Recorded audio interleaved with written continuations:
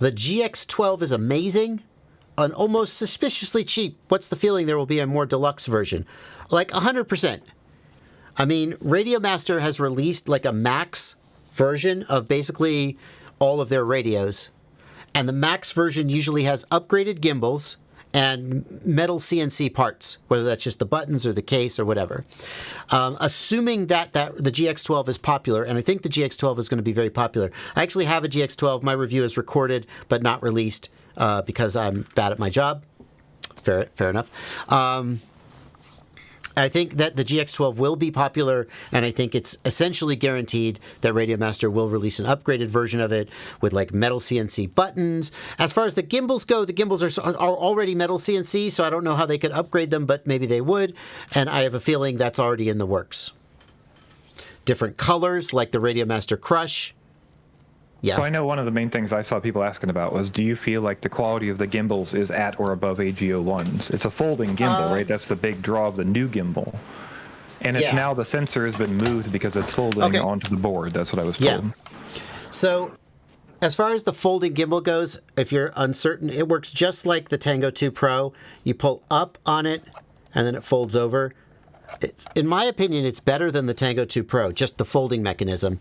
The Tango 2 Pro, the folding mechanism, if you just kind of tweedle it a little, boop, it pops back out again. At least that's my experience.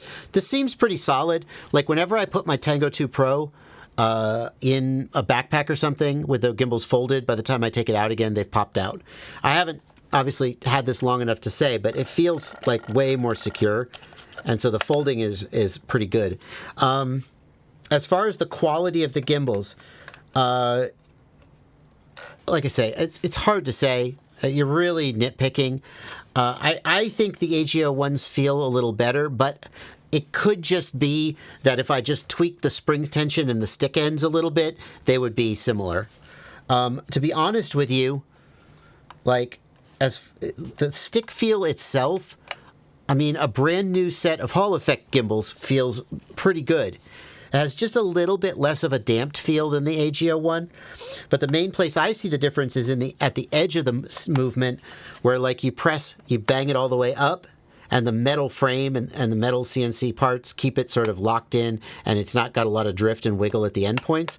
And this does have that characteristic.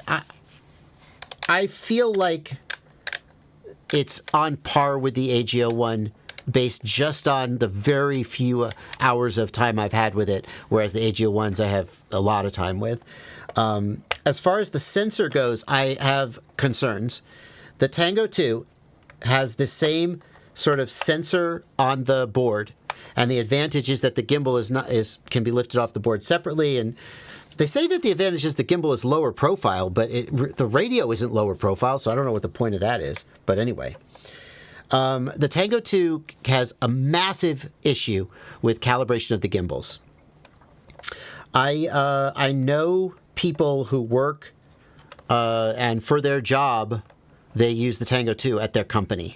Okay, so these people have however many pilots. Let's say they have tens of pilots working at their company, and they're all using the Tango 2. So they have 20 or 30 Tango 2s. And sometimes I get emails from them, and like they're like, my gimbals are effed up. They have to recalibrate the gimbal. Sometimes if they're like just flying every day for a week, they have to recalibrate the gimbals sometimes twice a week, you know, just because temperature change or the gimbal got knocked around or whatever. And then the Tango gimbal doesn't recenter, and the endpoints are off. Mostly it's recentering. Or you get into a situation where, like, as you raise the throttle, the yaw axis goes, right? So the yaw doesn't stay centered as you raise the throttle, even though the stick is staying centered. And then you recalibrate the gimbal, and it's fine. And I believe that all of these issues are because they're using a single sensor on the board to detect the two axes. And it means it's very sensitive to accurate calibration. That's why on the Tango 2, when you do the calibration, it says calculating constants. And you have to do the thing where you take the stick and you go dunk, dunk, dunk, dunk, dunk. You don't, with the Tango 2, you don't just do left, right, up, down, center, and you're done. Now on the Radiomaster GX12, it has a normal calibration procedure, left, right, up, down, center, and you're done. And it will be fine. We don't know. It's still too new. But like, I want to put this frickin' thing in the freezer or the fridge and see if it loses calibration, and do the same thing for an AG01. Actually, I probably should do that. That would be a great addition to the video. Because I know on the Tango, the gimbals go out of calibration all the time, and I'm worried that the fact that the GX12 has gone to a single sensor on the board will mean it does the same thing. And I don't know if that's a deal breaker, because the GX12 is very tempting in so many other ways. And even with the Tango, well, you just recalibrate the sticks, and it's kind of a pain in the ass, but then it's done and you're good to go for a little while. But I'm not sure that was the right decision. I'm not sure I agree with that decision.